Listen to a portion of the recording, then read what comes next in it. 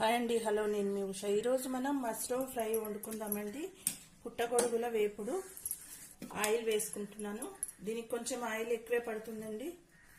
పోపు దినుసులు వేసుకుంటున్నాను. పోపు దినుసులు వేగిపోతున్నాయి. ఇంకా ఉల్లిపాయ వేసుకుంటున్నాను. ఉల్లిపాయ కూడా కొంచెం ఎక్కువే పడుతుంది ఇందులో. ఉల్లిపాయలు వేగడానికి ఇంకా కూరకు సరిపడా ఉప్పు ఇప్పుడే వేసేసుకుంటున్నాను. కారం లాస్ట్లో వేస్తాం కదా, ఉప్పు పడుతుంది మష్రూమ్కి, అందుకని ముందే వేసుకుంటున్నాను.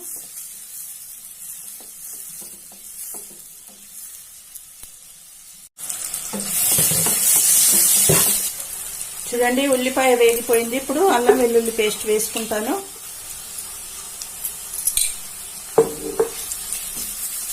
అల్లం వెల్లుల్లి కూడా వేగిపోయింది. ఇప్పుడు పసుపు వేసుకుంటాను.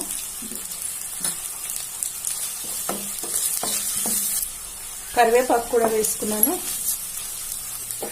ఇప్పుడు కట్ చేసి పెట్టుకున్నటువంటి వేడి నీళ్ళలో ఉప్పు పసుపు వేసి శుభ్రంగా కడిగి పెట్టుకున్నటువంటి మష్రూమ్ ముక్కలండి ఇవి వేసుకుందాం.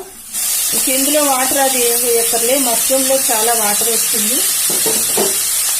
వేడి నీళ్ళతో కడిగాం కదా, ఇంకా ఆ వాటర్ కూడా కొంచెం పీల్చుకుంటాయి మష్రూమ్స్ వేడి నీళ్ళలో వేసినప్పుడు, అందుకని వాటర్ ఎక్కువగా వస్తుంది. ఈ వాటర్ అంతా అయిపోయే వరకు బాగా ఉడికించుకోవాలి. మష్రూమ్ని మూత పెట్టుకొని ఉడికించుకుంటాను. ఇవి మగ్గిపోయే వరకు మూత పెట్టుకొని ఉడికించుకోవాలి. మూత తీసి చూస్తాను. చూసారా, వాటర్ వచ్చేసింది. ఈ వాటర్ అయిపోయే వరకు ఉడికించుకోవాలి. మష్రూమ్ చాలా ఫాస్ట్గా ఉడికిపోతుంది. ఇంకా మూత పెట్టేసుకుంటున్నాను. చూద్దాం ఎంతవరకు వచ్చిందో. కేవలం ఆయిలే ఉంది. ఆయిల్లో ఇప్పుడు ఫ్రై అవ్వాలి ఇది. ఇందులో మనం ఇప్పుడు కొద్దిగా స్ప్రింగ్ ఆనియన్స్ కట్ చేసుకున్నవి, ఇంకా కట్ చేసుకున్నటువంటి పచ్చిమిర్చి వేసుకుంటున్నాను. స్ప్రింగ్ ఆనియన్స్ వేయడం వల్ల టేస్ట్ అధికం అవుతుంది. పచ్చిమిర్చి ముందే వేస్తే కలర్ మారుతాయి, అందుకని ఇప్పుడు వేసుకుంటున్నాను. ఇంకా ఫ్రై అయిపోయినట్టే ఇవన్నీ. పచ్చిమిర్చి చూసారా ఎంత గ్రీనిష్గా ఉన్నాయో, మనం లాస్ట్లో వేసాం కాబట్టి. ఇప్పుడు ఇంకా కారం వేసి కొత్తిమీర వేసుకుందాం. కారము చప్పగా ఉందండి, కొంచెం ఎక్కువే పడుతుంది.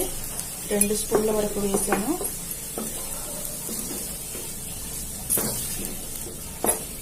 కావాలంటే ఇందులో కొబ్బరి పొడి కానీ జీడిపప్పులు కూడా వేసుకోవచ్చు నచ్చిన వాళ్ళు.